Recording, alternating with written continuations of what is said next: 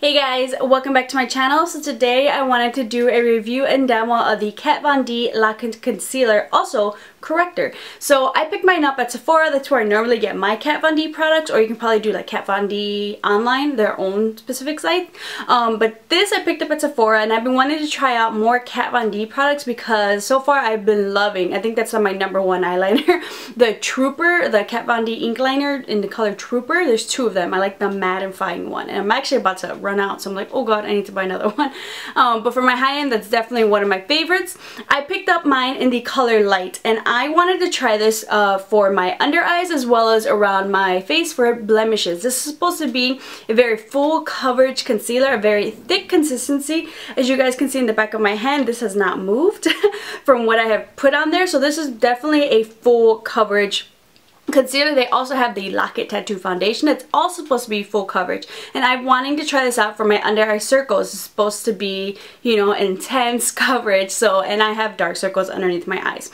I picked up the color Light because the next color up seemed a little bit dark. Maybe I could have done it if I wanted to match specifically, but if I also want to do kind of like highlighting, I was like, let me go with Light, and Light kind of work, you know, around for my face area.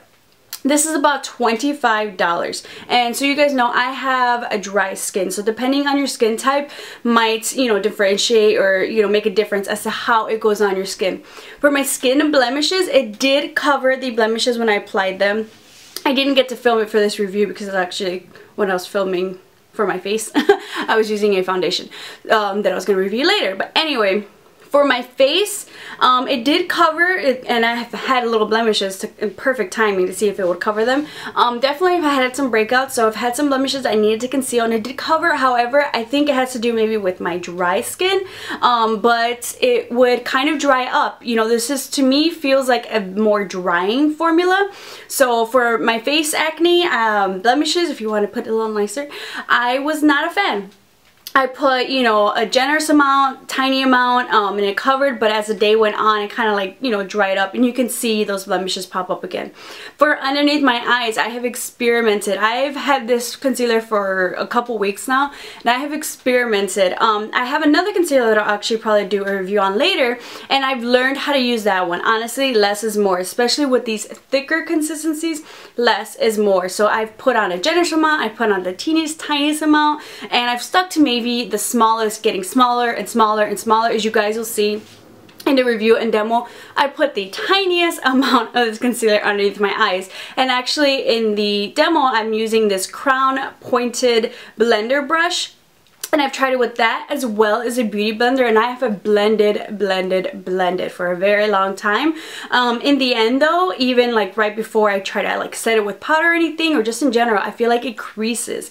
No matter how much I put, how little I put, it creases. I have, you know, problems with my under eyes, you know, lines on my under eyes and creasing in general. If you don't, then you know what, that's my only issue with this product.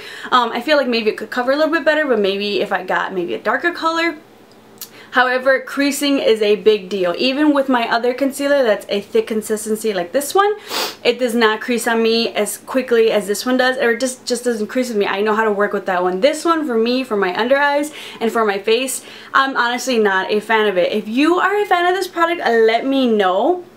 And let me know what skin type you have. Maybe it's too drying for my dry skin.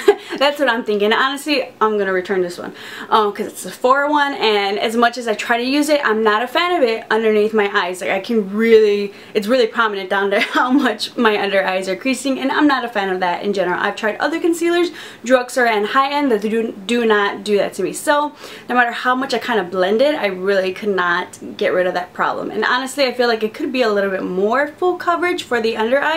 But in order to do that, I would have to add some more products, so it kind of defeats my whole problem I have here. So overall, I was a little bit disappointed in this product for my skin type, but if you have oily skin, I feel like maybe you might like it a little bit better. I feel like I definitely need something more moisturizing than this product. So I hope you guys like this quick review and demo. Let me know if there's some other products you guys are curious about. Maybe they're on my list as well. But make sure to subscribe to keep up with some more videos, and I'll see you guys next time.